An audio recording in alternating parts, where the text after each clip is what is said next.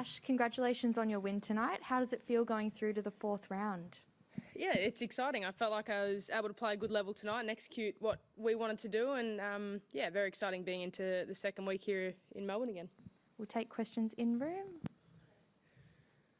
I guess all the expectation was that you were going to be facing Naomi Osaka, and obviously that's been turned on its head. What are your thoughts about going in against Amanda Anisimova? Yeah, that was your expectation. My expectation was whoever it would be. I mean, each match is uncertain. Each match of tennis, there are no certainties. You have no idea what's going to happen. You just have to navigate your way through as best you can in that given moment. And I've done a good job of that this week, and now it's exciting that I get to play Amanda again. We've played before, and it'll be nice to play each other again in a big match. What do you remember of that French Open semi-final? Plenty I tried to forget, but also I remember that I learnt a lot from that moment. That was a turning point in my career, and you have to be able to take learnings from those moments, as hard as they are sometimes. And I was able to navigate and find a way through, which was, at that point in my life and in my career, it was a massive turning point. And yeah, it feels like it's a lifetime ago, but some of those memories are still really vivid. And without a doubt, we will take that and use that experience and use those feelings and those emotions as best we can come Sunday. Ty's often said that second set of that semi-final against Amanda in Paris, as you just said, it was a turning point. That he said that you really had to think for yourself on court on how to change that. Is that how you also see it?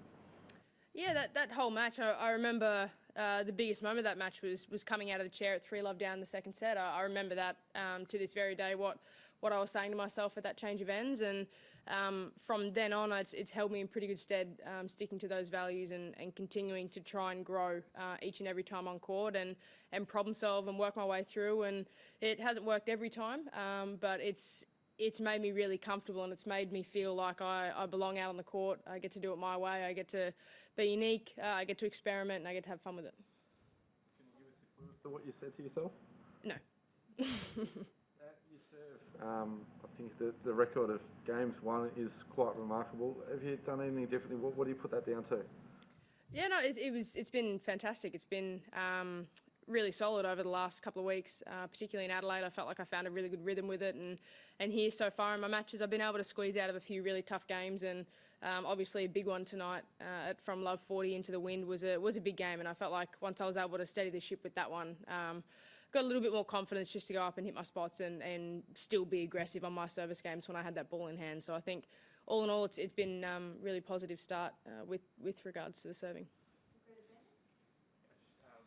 There was a lot of attention when the draw came out about you possibly playing Naomi in the fourth round, and that's obviously not happening. Now, did any part of you wanted to play her? You guys have been two of the best players of this past several years and haven't had that many chances to actually come head-to-head. So is that something you were hoping might happen here? Yeah, it shows how often the draw pans out like you guys think, hey? I think, look, I would have loved to have had the opportunity to play Naomi. I love to test myself against the very best, but in the position that we're in, Amanda's played a fantastic tournament. She deserves her spot in the round of 16, and I think the match that we'll play will be exciting. It'll be good for both of us to get out there and test ourselves against each other. Different player, obviously, to Camilla, but the pace of shot, is it the type of match you'd like when you go up against someone like Amanda, who clearly strikes the ball really well as well, lots of pace and lots of power? Yeah, there are similarities, of course, but each player is unique, and I think the tactics that I try and implement and that Ty's and I sit down and work out are different and definitely unique for each player. So we try and refine those as best that we can and then go out there and try and execute. And I know that my opponent's job is to make me as uncomfortable as possible and try and not allow me to play the game in the way that I want to. And it's the same that goes for me. I just want to make them uncomfortable. I want to put them in positions that are difficult, and that certainly won't be any different playing Amanda. Of course, we'll have some tactical changes like you would in any other match, but go out there and have fun with it and see what we can do. Your time on court is, I think, a record low, just about. Is that a factor? Do you feel really fresh? Do you think that might be advantageous as you progress to Sunday and potentially beyond? Oh, it is what it is. We spend our days on the practice courts in between matches doing what we need to do in order to feel ready. And obviously playing, it's been a bonus, and I've been able to to control the matches. Not always do you have matches that you're in full control all the time. So it's been nice to be able to control those matches. But I feel good, I feel ready, and yeah, we just continue to do all the right things that we do each and every tournament to give myself the best chance to physically feel good, so then we can go out there and try and execute. What does tomorrow look like for you? Sorry, just yeah. What does tomorrow and then Sunday, assuming tonight, and what do the next 48 hours look like for you as you prepare? Don't know yet. I'll chat to Tyes and figure out what time we want to hit tomorrow, and then see when the schedule comes out Sunday and just prepare accordingly. So far, you've played this season morning sessions and night sessions. Do you feel more comfortable with morning or night, or do you have a preference which time would you like to play?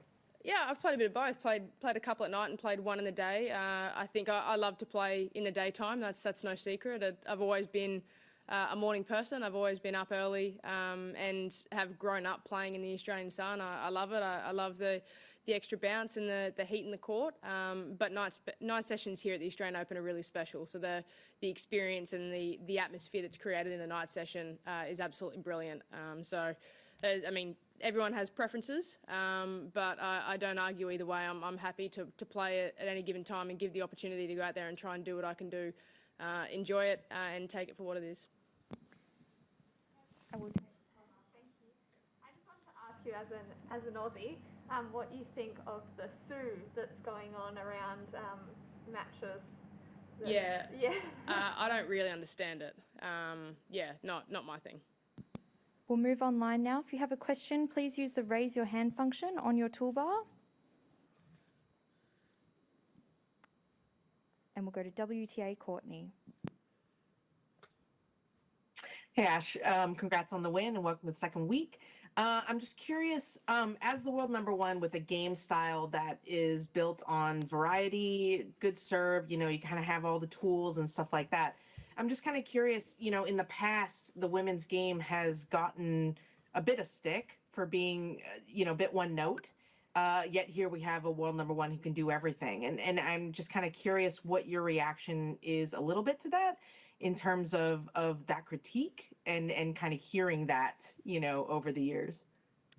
Yeah, I think that's a tricky one because I think our game has developed. I think the technology and the rackets have developed a lot, and you can get a racket now that is extremely powerful, allows you to swing through the line of the ball and gives you this flat shape that just gets through the court. And not too many girls would say no to getting kind of extra power and free power from technology. So I think the technology and the way that the game has moved has been incredible. And for me, it's just been the challenge of trying to navigate my way through that. I've grown up. I was never the biggest girl growing up, so I had to find different ways to win matches, and I was never the strongest or the most powerful, so that gave me more tools to be able to try and nullify that. And as I've gotten a bit older and a bit stronger, I'm able to be a bit more assertive when I need to be. But I know that the girls out there can hit it a lot bigger than I can. I can accept that and just try and work a way around and make them feel uncomfortable with the tools that I have, because everyone does have unique tools. But I think certainly the technology and the way that the game is developed has with the string from 20, 30 years ago, it's a different ball game completely. So I think that has a lot to do with it. And just if I could follow up on that, just how much confidence then do you get out of coming out of a match, dropping 5 games to Camilla, one of the biggest hitters in the game, because your first 2 matches you were really in control and having to come through that match. How much is confidence you get passing that test to go into the next match against Amanda? Yeah, a unique challenge tonight. It was different to what I'd played in my previous 2 matches, and having played Camilla before, I knew what her ball felt like, and I think that's an important part of it, is understanding and knowing what's going to come from the other end. Most of the time, obviously, things can change and players have the ability to adapt, but I think tonight I did a really good job of just trying to nullify the areas where Camilla could hurt me, and I was able to put her in trickier positions of the court that just made it harder for her to hurt me with her weapons. And I think that was a big part of tonight.